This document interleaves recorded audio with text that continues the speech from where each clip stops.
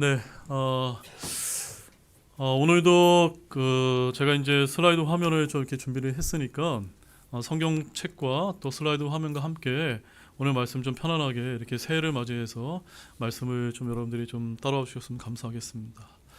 자, 오늘은 종교를 넘어 믿음의 예배로 새 아벨처럼 살아가기라는 제목으로 하나님의 말씀을 전해드리도록 하겠습니다.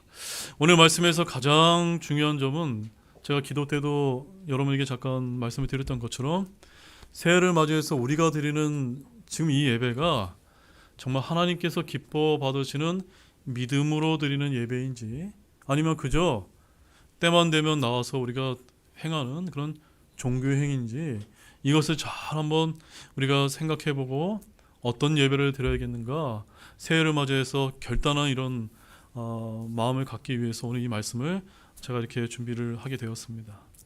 사랑하는 성도 여러분, 2026년 새해가 밝았습니다. 하나님의 은혜와 화평이 올 한 해 여러분의 삶과 가정 위에 충만하시기를 주님의 이름으로 소망하면서 말씀을 전하고자 합니다. 우리는 새해가 되게 되면은 저마다 새로운 계획을 세우고 더 나은 삶을 향한 결심을 다지곤 합니다. 이처럼 우리의 일상에 새로운 각오가 필요한 것처럼 우리의 신앙생활 역시도 새해를 맞아 더 깊어지고 성숙해져야 된다고 믿습니다. 새해 결심과 우리의 신앙적 성찰을 연결하는 것은 매우 중요합니다. 이는 우리의 삶의 모든 계획이 하나님의 은혜 안에서 시작되어야 함을 고백하는 첫걸음이기 때문입니다. 자, 오늘 저는 이 새해 첫 주일을 맞이해서 우리 신앙의 가장 근본적인 행위인 예배에 대해서 함께 말씀을 나누고 고민해보는 그런 시간을 갖기를 원합니다. 그래서 우리 자신에게 다음과 같은 중요한 질문을 먼저 던지고자 합니다. 제가 드리는 질문은 이것입니다. 우리의 예배와 신앙생활은 하나님께서 기쁘게 받으시는 믿음의 행위입니까? 아니면 인간적인 노력에 머무는 종교 행위입니까? 여러분이 드리는 예배는 믿음의 행위입니까? 종교 행위입니까? 다 믿음의 행위가 맞으시죠? 이 질문에 대한 답을 우리는 인류 최초의 형제였던 가인과 아벨의 이야기, 특별히 그들이 하나님께 드렸던 첫 헌물에 관한 오늘 본문의 말씀인 창세기 4장 1절에서 7절 말씀을 통해서 함께 찾아가 보고자 합니다. 가인과 아벨의 이야기는 단순히 수천 년 전의 낡은 기록이 아닙니다. 이 이야기는 오늘 이 시대를 살아가는 바로 저와 여러분 모두에게 우리의 예배와 삶의 중심이 어디를 향하고 있는지를 묻는 하나님의 생생한 메시지라고 믿습니다. 자, 여기 이제 오늘 두 갈래 길이 이제 보이실 것입니다. 인류의 첫 형제가 첫 예배를 드리는 장면인데, 자, 우리는 이야기의 배경으로 들어와서 이 두 종류의 헌물이 왜 그토록 중요한 의미를 갖는지를 살펴보겠습니다. 가인과 아벨은 인류의 첫 범죄 이후에 태어난 첫 번째 자녀 세대입니다. 죄로 인해 에덴 동산에서 쫓겨나서 하나님과의 관계가 단절된 인류가 다시 하나님께 나아가 관계를 회복하려는 첫 시도가 바로 그들의 헌물, 즉 첫 예배였기 때문에 이 장면은 신학적으로 매우 중요한 순간이다. 이렇게 이제 볼 수가 있습니다. 자, 이 두 형제는 각각 두 종류의 헌물을 이제 드렸다고 성경은 우리에게 알려주고 있는데 중요한 사실은 시작부터 그들이 드린 이 헌물이 달랐다는 점입니다. 자, 이야기는 생명의 탄생과 함께 시작을 하는데 자, 1절 말씀을 보면은 이브가 첫 아들 가인을 낳고 어떻게 이제 고백을 하고 있습니까? 내가 주로부터 남자를 얻었다 하니라. 내가 주로부터 남자를 얻었다 하니라. 자, 이 말씀 우리가 잘 봐야 됩니다. 이 고백은요, 참으로 놀라운 믿음의 고백이 아닐 수가 없습니다. 우리가 가족을 계획하고 자녀를 우리의 가정의 결과물로 여기는 오늘날 이 시대에 이브의 고백은 아주 급진적인 반향을 일으키는 것 같습니다. 이브는 자신의 출산을 남편 아담이나 자신의 공로로 돌리지 않았기 때문입니다. 그녀는 모든 생명의 주관자가 누구라는 것을 고백하고 있는 것입니까? 하나님이심을 인정하며 하나님의 도우심으로 아들을 얻었다라고 여기서 선포하고 있기 때문인 것입니다. 맞습니까, 여러분? 바로 이것은 생명이 인간의 성취가 아니라 바로 하나님으로부터 신성한 선물이며 거룩한 위탁임을 우리에게 상기시켜 주는 것입니다. 그래서 시편 기자가 다음과 같이 고백합니다. 시편 127편의 3절에 이런 말씀이 있습니다. 잘 들으십시오. 보라, 자식들은 주의 유산이요 태의 열매는 그분의 보상이로다. 이 말씀 믿으십니까? 네, 여러분의 배 아파서 낳은 자식들은 사실은 여러분의 소유물이 아니라 누구의 것입니까? 예, 하나님의 것이다 라는 것을 우리가 알면서 우리 자녀들을 정말 믿음으로 양육하는 한 해가 되셨으면 좋겠습니다. 자, 시간이 흘러서 이제 이 두 아들이 이제 성장을 했습니다. 가인은 성경에 의하면 땅을 가는 농부가 되었다고 말씀하고 있고, 양은 양을 치는 목자가 되었다고 말씀하고 있습니다. 그들은 각자의 소산물로 하나님께 헌물을 드리며 첫 번째 예배를 이제 드렸는데, 자, 3절 말씀을 보게 되면은 이렇게 말씀을 하고 있습니다. 시간이 흐른 뒤에 가인은 땅의 열매 중에서 주께 헌물을 가져왔고 라고 말씀하고 있고, 4절 말씀에 같이 한번 읽어보겠습니다. 아벨도 자기 양떼 첫 새끼들과 그것들의 기름 중에서 가져왔는데 라고 말씀하고 있습니다. 이 두 헌물 사이에는요 아주 미묘하면서 결정적인 차이가 있다는 것을 여러분 알고 계십니까? 가인은 그저 땅의 열매를 가져왔다라고 기록을 하고 있는 반면에 아벨은 뭘 갖고 왔습니까? 네, 양떼의 첫 새끼와 그것들의 기름을 드렸다라고 아주 구체적으로 묘사를 하고 있는 것입니다. 여기 첫 새끼라는 표현 속에서 가장 귀하고 소중한 것을 구별해서 드리는 정성과 최선을 다하는 마음이 담겨 있음을 보여주는 것이 아닌가 싶습니다. 자, 이 두 헌물에 대한 하나님의 반응은 너무너무나 명확했습니다. 4절 말씀에 보게 되면 하나님께서 이렇게 표현하십니다. 주께서 아벨과 그의 헌물에는 관심을 보이셨으나 5절은 같이 읽어보십시오. 가인과 그의 헌물에는 관심을 보이지 아니하셨으므로. 자, 이 말씀도 눈을 크게 뜨셔서 아주 잘 보셔야 됩니다. 여기서 잠시 멈추어서 하나님의 눈으로 이 말씀을 한번 보셨으면 좋겠습니다. 자, 성경은 아벨의 헌물과 아벨이라고 이렇게 말하고 있지 않고 뭐라고 표현하고 있습니까? 아벨과 그의 헌물, 가인과 그의 헌물이라고 이렇게 기록을 하고 있는 것입니다. 이게 어떤 차이점이 있을까요? 하나님께서는 어떤 사람이 드리는 그 헌물 자체보다 무엇을 먼저 보신다는 겁니까? 사람을 먼저 보신다라는 것을 여기서 보여주고 있는 것입니다. 즉, 그의 마음의 중심, 그의 삶의 태도를 하나님께서는 먼저 주목하고 계신 것입니다. 그것이 바로 아벨과 그의 헌물, 가인과 그의 헌물이라고 이렇게 표현하신 것입니다. 자, 그렇다면 이 두 형제가 헌물을 드렸는데 무엇이 이토록 다른 결과를 낳았던 것일까요? 무엇 때문일까요? 자, 그것은 바로 한 형제는 믿음으로 드린 것이고 또 한 형제는 바로 종교의 행위였다는 것을, 바로 이런 믿음과 종교의 행위를 이 가인과 아벨의 헌물을 통해서 저와 여러분에게 보여주고 있다고 저는 그렇게 생각을 하고 있습니다. 자, 이제 오늘 우리는 말씀의 가장 핵심적인 부분에 이제 도달을 했는데, 바로 하나님께서 우리의 예배를 평가하시는 거룩한 기준이 무엇인지를 밝히는 것입니다. 이것은 단순한 추측을 넘어서 성경적인 확실성으로 들어가는 것이기 때문에 매우 중요한데, 하나님께서는 한 헌물을 받으시고 다른 헌물을 받으시지 않으신 기준이 헌물의 종류 문제가 아니었다는 사실을 여러분 알고 계십니까? 결정적인 차이는 헌물을 드리는 사람의 마음의 중심과 믿음에 있었다고 믿습니다. 자, 이는 믿음과 종교의 차이를 저와 여러분에게 보여주고 있는 것입니다. 먼저 첫 번째 차이는 따라해 보십시오. 마음의 중심. 네. 우리가 어떤 마음으로 하나님께 나왔는지가 중요한 것입니다.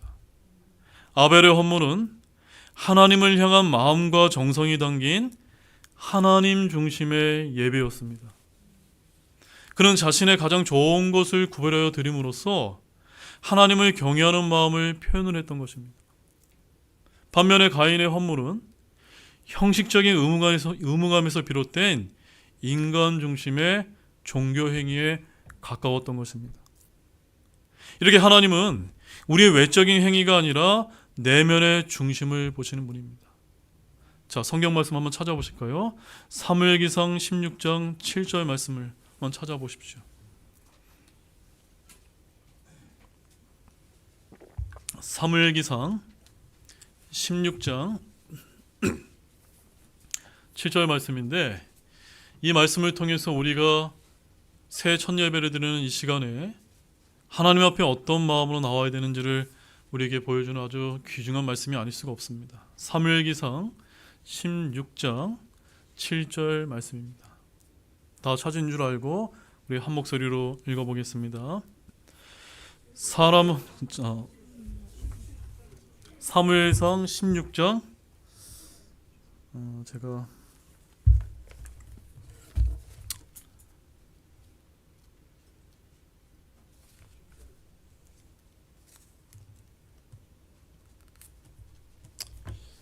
16장 7절 말씀입니다. 7절. 자, 같이 읽겠습니다. 시작.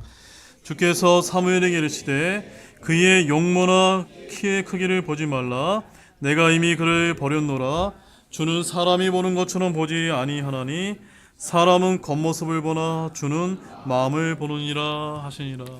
여기서 중요한 것은 뭐냐면요, 한번 따라해 보시죠. 사람은 겉모습을 보나 주는 마음을 보느니라. 네. 암기하는 거 어렵지 않으시죠? 사람은 겉모습을 보나 주는 무엇을 보신다고요? 마음을 보느니라. 자, 오늘 우리가 드리는 이 예배와 헌신을 함께 돌아보셨으면 합니다. 여러분의 주일 예배는 월요일의 업무 방식과 어떤 연관이 있습니까? 여러분은 시간과 에너지, 재물의 첫 예배를 하나님께 드리고 계십니까? 아니면 자신을 먼저 섬기고 남은 것을 드리고 있지는 않은가요? 이것이 바로 아벨과 가인의 차이인 것입니다. 즉, 아벨은 믿음의 예배를 드렸고 가인은 종교 행위로 드렸던 것입니다. 그래서 주님께서는 저와 여러분에게 분명히 말씀을 하십니다. 요한복음 4장 24절에 이런 말씀이 있습니다. 하나님은 영이시니 그분께 경배하는 자들이 반드시 영과 진리로 그분께 경배할지니라. 하나님은 우리 마음의 전부를 원하십니다. 우리의 시간과 재능, 또는 물질 이전에 우리의 마음이 먼저 하나님께 드려질 때 우리의 모든 헌신은 비로소 의미를 갖게 된다는 사실을 아시기를 바랍니다. 그 다음에 두 번째 차이는 바로 믿음의 유무였다는 사실입니다. 바로 더 근본적인 차이는 바로 믿음이었는데, 자, 히브리서 기자는 이 사건을 이렇게 해석을 하고 있습니다. 히브리서 11장 4절 함께 읽어보겠습니다. 믿음으로 아벨은 가인보다 더욱 뛰어난 희생물을 하나님께 드리고 그것에 의해 자기가 의롭다는 증거를 얻었는데, 아벨이 어떻게 드렸다고요?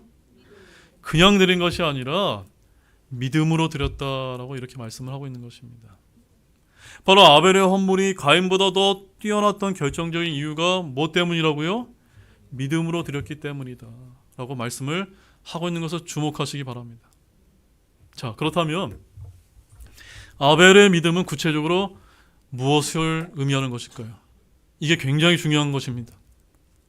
아벨이 드린 이 헌물은요, 그냥 헌물이 아니라 따라해보죠. 피 있는 희생물.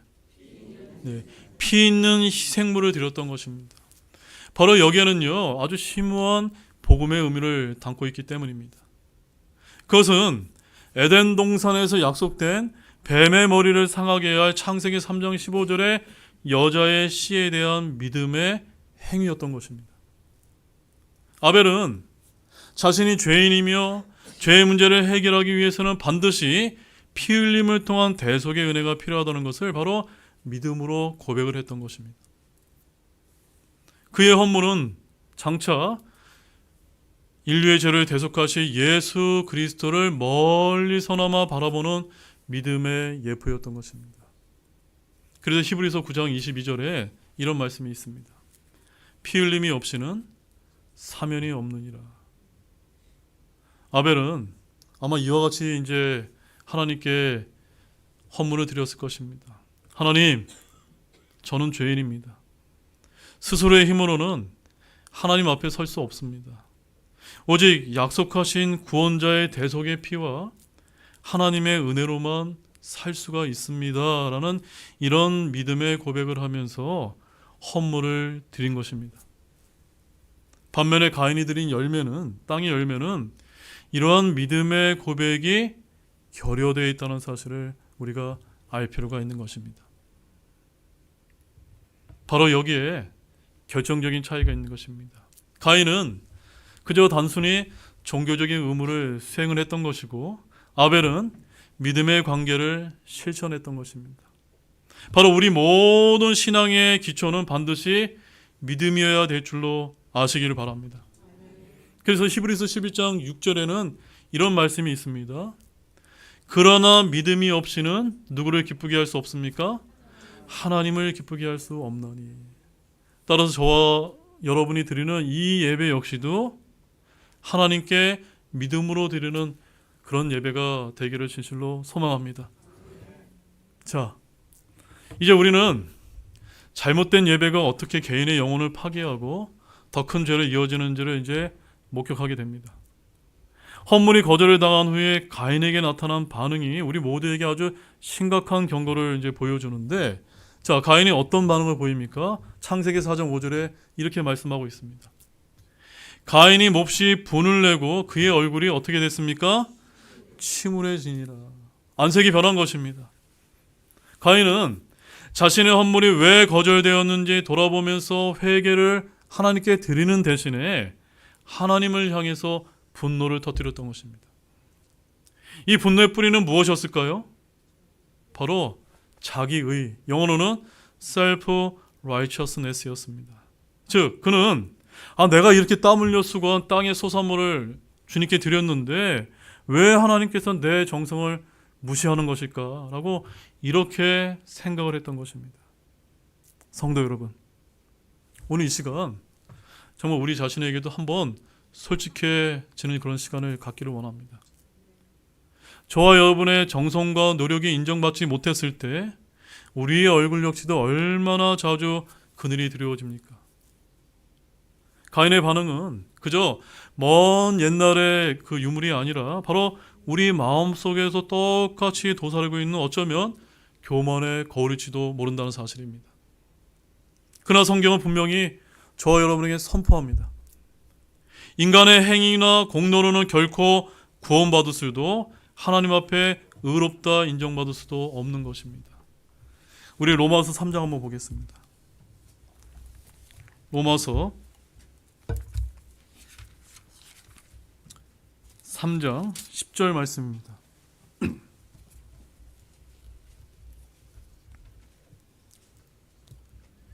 다 찾으신 줄 알고 같이 읽겠습니다. 이것은 기록된 바 의로운 자는 없나니 단 한 사람도 없으며. 또한 28절 말씀도 보십시오. 28절 함께 읽어보겠습니다. 그러므로 우리는 사람이 율법의 행위 없이 믿음으로 의롭다 인정받는다고 결론을 내리느니라. 즉, 우리는 무엇으로 예배를 드려야 됩니까? 믿음으로 드려야지 행위로 드려서는 안 되는 것입니다. 우리가 드리는 이 예배와 헌신은 따라서 구원의 조건이 아닌 것입니다. 그것은 이미 받은 구원의 은혜에 대한 감사의 표현일 뿐이라고 여러분 믿으시기 바랍니다. 이 순서가 우리가 뒤바뀌는 순간 우리의 신앙은 자기 의에 빠지는 위험한 종교 행위로 전락하고 말기 때문인 것입니다. 자, 이제 이 상처 입은 자존심, 자기 이유는 표적이 필요했습니다. 하나님께는 가인의 분노를 표출할 수 없었기 때문에 가인의 마음은 그 도끼어리 서린 시선을 가장 가까운 곳, 바로 그의 동생에게로 이제 돌렸던 것입니다. 그는 자신의 문제를 해결하는 대신에 하나님의 은혜를 받은 아벨을 원망하고 미워하는 길을 선택을 했던 것입니다. 자, 이 마음속의 미움은 결국 인류 최초의 살인이라는 아주 끔찍한 비극으로 이제 이어지게 되었습니다. 근데 사도 바울은 저와 여러분에게 이렇게 경고합니다. 요한일서 3장 15절에 뭐라고 경고하고 있습니까? 누구든지 자기 형제를 미워하는 자는 살인자니. 따라서 우리가 이 말씀을 근거로 해서 우리 주변에 있는 형제 자매님들을 서로 미워하지 마시고 시기하지 마시고 서로 사랑할 줄 아는 저와 여러분이 다 되기를 원합니다. 바로 성숙한 신앙인은 형제 자매가 잘 될 때 함께 기뻐하고 진심으로 축복해 주는 사람이기 때문인 것입니다. 맞습니까, 여러분? 그러나 하나님은 분노에 사로잡힌 가인을 즉시 심판하지 아니하시고 먼저 찾아오셔서 경고하시며 이런 죄인에게도 돌이킬 기회를 주신다는 사실입니다. 바로 이 모습에서 우리는 죄인을 끝까지 포기하지 아니하시는 하나님의 놀라운 사랑을 발견하게 되는 것입니다. 자, 하나님께서 어떻게 돌이킬 기회를 주실까요? 이 마지막 본론에서 가인의 이야기를 통해 오늘날 우리가 삶에서 죄와 어떻게 싸워야 하는지에 대한 아주 구체적이고 실천적인 지침을 저희들이 이제 얻을 수가 있습니다. 자, 이 말씀은 오늘 우리가 반드시 마음에 새겨야 될 하나님의 동일한 권면이라 받으시기 바랍니다. 창세기 4장 7절 말씀 함께 읽어보겠습니다. 내가 잘 행하지 아니하면 죄가 문 앞에 엎드려 있느니라. 그의 열망이 내게 있으리니 너는 그를 다스릴 것이니라. 뭐가 문 앞에 엎드려 있다고요? 죄가 문에 엎드려 있는 것입니다. 그래서 여기 그의 열망이라고 이제 죄를 인격화시키고 있는데 죄에게 열망이 있고 저와 여러분은 살아가면서 어떻게 해야 됩니까? 죄를 다스려야 될 줄 알아야 된다. 어떻게 다스립니까? 믿음으로 다스려야 되는 것입니다. 아멘이세요? 저와 여러분이 다 믿음으로 우리 죄를 다스리기 원합니다. 만약에 다스리지 못하게 되면 저와 여러분이 가인의 길에 접어들기 때문인 것입니다. 따라서 하나님께서 죄를 묘사하신 이 그림을 함께 상상해 보십시오. 근육을 긴장시킨 채 조용히 보이지 않는 곳에서 먹잇감을 노리는 배고픈 사자가 그 사자가 여러분의 마음문 앞에 서서 여러분이 방심하시는 그 한순간을 그 틈을 기다리고 있다는 사실입니다. 하나님께서 가인에게 주시는 경고는 바로 오늘 우리를 향한 경고라는 사실을 아시기 바랍니다. 죄는 수동적인 개념이 아니라 우리 마음의 문을 스토킹하는 활동적인 포식자이며 매우 굶주려 있다는 사실입니다. 하지만 하나님께서는 우리가 죄에 무력하게 끌려가는 존재라고 말씀하지 아니하십니다. 오히려 뭐라고 명령하고 계십니까? 너는 그를 다스리라. 따로 너는 그를 다스릴 것이니라. 뭘 다스립니까? 우리가 우리 안에 있는 죄를 날마다 십자가에 내 자신을 내어줌으로 말미암아 그 죄를 다스려야 된다 라고 말씀하고 계신 것입니다. 우리에게는 하나님의 도우심으로 죄를 다스릴 책임과 능력이 주어져 있다는 사실입니다. 자, 그렇다면 우리가 어떻게 죄를 이길 수 있을까요? 바로 죄를 이기는 최선의 방법은 소극적으로 피하는 것이 아니라 그것을 넘어서 적극적으로 뭘 행해야 됩니까? 선을 행하는 것입니다. 베드로전서 3장 11절 말씀 함께 읽어보실까요? 악을 피하고 선을 행하며 화평을 구하고 그것을 따르라. 여러분 이해하셨습니까? 왜 우리가 죄를 짓게 됩니까?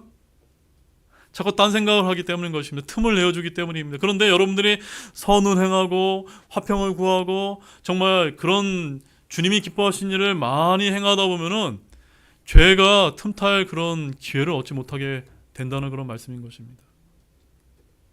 자, 이제 우리의 마음과 시간을 선한 생각과 선한 일로 가득가득 채우게 될 때 죄가 틈탈 공간은 자연스럽게 사라지게 됨을 믿으시기 바랍니다.